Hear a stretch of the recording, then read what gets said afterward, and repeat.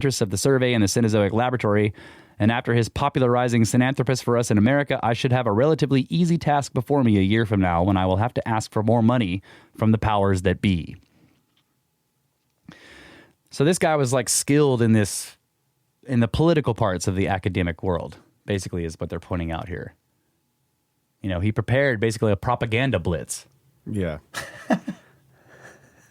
And then he admits that it was like embarrassing, basically, that when he thinks about it, it makes him blush how brazen it was. Well, no, he didn't blush, but it was. Yeah, he says, if I blushed every time, I'd be permanently purple. So what he's saying is like he has a pretty solid constitution when it comes to being a shyster. Yeah, I guess so. You're right. And he calls it a cold-blooded advertising campaign. Exactly. No blushing involved. Right, zero blushing. Yeah. Beijing Man had come at just the right moment for advocates of human evolution. A few years previously, in one of the most famous trials in the world's history, a Tennessee court had found John T. Scopes guilty of teaching evolution in violation of state law. Whoa. Scientists wanted to fight back hard, and thus any new evidence bearing on the question of human evolution was highly welcomed. Then there had been the matter of let's see, Hesperopithecus, a highly publicized prehistoric ape man constructed in the minds of paleoanthropologists from a single human tooth found in Nebraska. Is that really correct? Was he found guilty of teaching evolution, or was he found guilty of like breaking a rule or something like that? Yeah, he was found guilty of violating a state law, which said you can't teach evolution. Yeah. It's not being found guilty. Yeah, you're guilty of teaching evolution, sir. Okay. Anyway, let the sentencing commence. Yeah. That's crazy. I didn't realize there were state laws against it. That's wild. Well, yeah, I wonder what the state law says. You know, like I think that I'm guessing that the state law was probably like don't teach anything that's not science, but I don't know. Maybe it was not that. You know, I'd be interested to read the law because they taught religion. Yeah. I don't know. Yeah, I mean, don't teach science that isn't scientific. That's what I mean, right? You're not in there teaching a science class and claiming this is science when there's nothing to back it up. Yeah. I think is what it is. But I don't know. You're probably right. It's just like no teaching of evolution. That's wild. Yeah.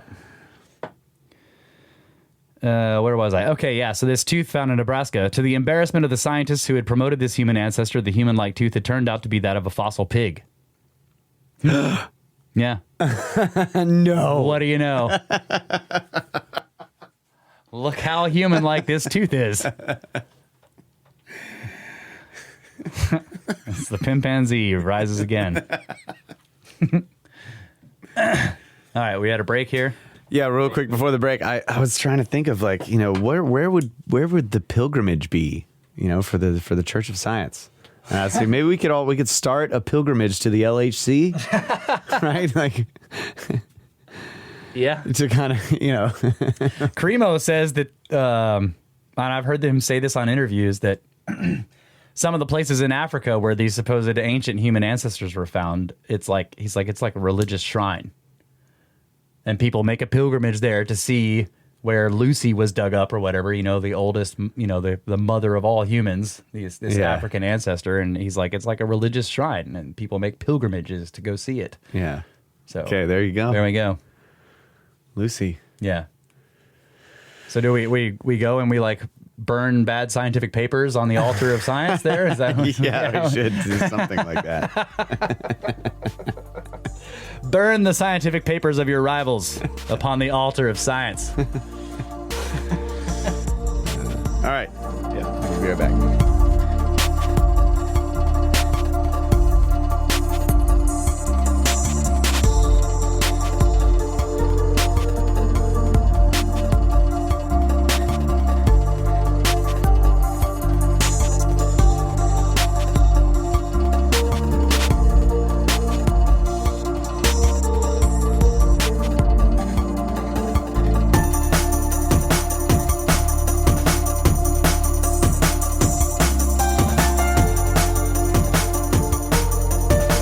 And we are back, ladies and gentlemen.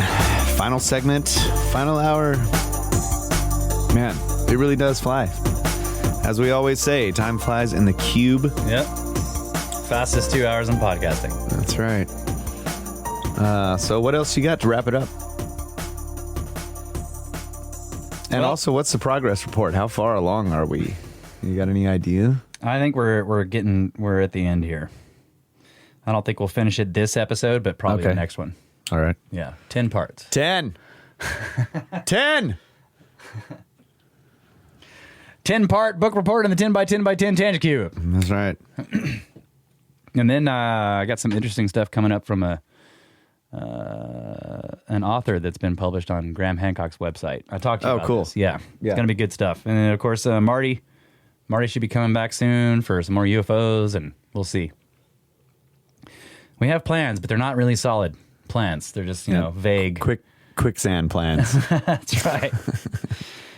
Okay. So, yeah, the embarrassing fossil tooth find that turned out to be part of a pig. But meanwhile, the lingering doubts and continuing controversy about Dubois' Pithecanthropus erectus also needed to be resolved.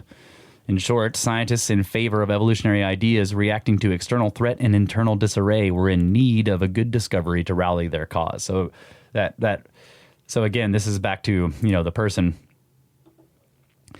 They've got this fraud or mistake of the tooth, and then this person being convicted of teaching evolution in school, right? So this whole thing is like they're rallying to the cause of science. But it was in 1931 that reports showing extensive use of fire and the presence of well-developed stone and bone tools in China were first published. What is quite unusual about these announcements is that systematic excavations had been conducted by competent investigators since 1927, and all this is at the same site, by the way, which has a name that I can't pronounce.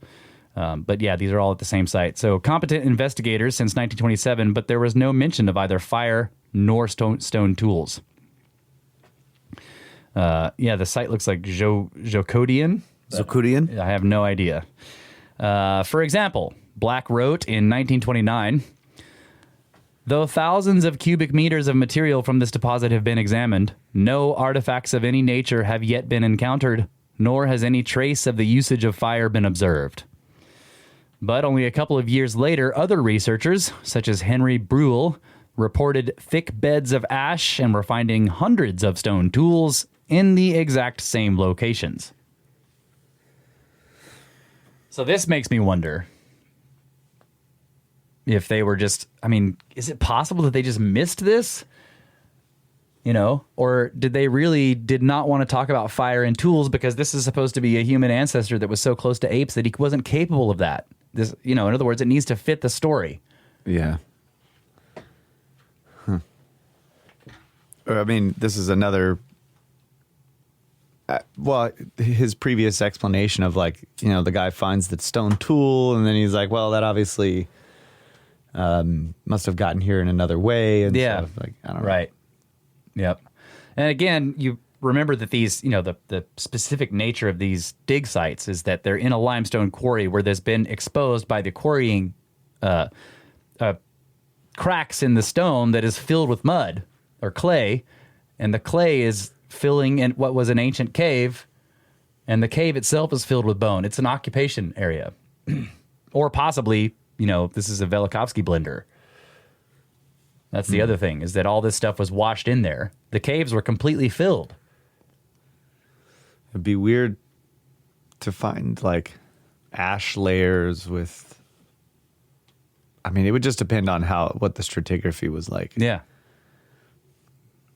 Blender caves don't sort things very well. No, they don't. Right. So in 1931, Black and others, apparently embarrassed by the new revelations about fire and tools, sought to explain how such important evidence had for several years escaped their attention. They said they had noticed signs of fire and tools, but they had been so uncertain about them that they did not mention them in their reports. What? Concerning the failure of Deschardins, Black, Pei, and others to report abundant tools and signs of fire, there are two possible explanations. The first is the one they themselves gave. They simply overlooked the evidence or had so many doubts about it that they did not feel justified in reporting it. The second possibility is that they were very much aware of the signs of fire and stone tools before Brule reported them, but deliberately withheld this information. But why? At the time the discoveries were made, fire and stone tools at a site were generally taken as signs of Homo sapiens or Neanderthals. According to Dubois and von Koenigswald, no stone tools or signs of usage of fire were found in connection with Pithecanthropus erectus in Java. The Salenka expedition did report remnants of hearths at Trinil, but this information did not attain wide circulation. Remember that? We were talking about the Java Man finds. In the second expedition, they found hearths and fire and tools. Yeah. So, perhaps the original investigators purposefully held back from reporting stone tools and fire because they were aware such things might have confused the status of Sinanthropus. Doubters might have very well attributed the fire and tools to being contemporary with, yet physically and culturally more advanced than Sinanthropus, thus removing Sinanthropus from his position as a new and important human ancestor. As we shall see, that is what did happen once the tools and signs of fire became widely known. For example, Brule said in 1932 about the relationship of Sinanthropus to the tools and signs of fire, "Several distinguished scientists have independently expressed to me the thought that a being so physically removed from man was not capable of the works I have just described. In this case, the skeletal remains of Sinanthropus could be considered as simple hunting trophies, attributable, as were the traces of fire and industry, to a true man, whose remains have not yet been found." But Brule himself thought that Sinanthropus was the manufacturer of the tools and the maker of the fires. Yeah, that's what I was going to ask, is when did the idea that there's no possibility that evolution ever took a path that resulted in a being with like similar level of intelligence as us, that is just not like us? Yeah, I don't know. And could have existed millions of years ago and made stone tools and fire and whatever. I mean, why is that just... Well, then that would imply maybe that the ability to make stone tools and fire is not an evolutionary advantage because that guy didn't survive, or his line didn't. Yeah, well, I don't know. I don't either. I'm just guessing. I never hear that discussed in when like evolution is being proposed, or the idea of human evolution, right? It's always based on like, this is the ultimate point, right? Well, we know that there's been cataclysms that have wiped out entire lines that may have produced more advanced species, but they weren't given time. They didn't think that at this time. Yeah. But yeah, you're right. That does need to be brought into the... I mean, the idea that entire hominid lines could have been erased not by fault of their own, Yeah. but because of natural catastrophes that are global in scope or just hemispheric. Yeah. You know, but the idea of natural selection is that what selected us naturally was our intelligence and ability to do this stuff. So if you have a hominid line that died out having developed these things before we did, it doesn't really fit the idea, I guess, at least in pre-cataclysmic concepts of uniformitarian geology. And yet here they are digging out caves that are completely filled with clay. Right? Like, Yeah. I think that's a catastrophic event.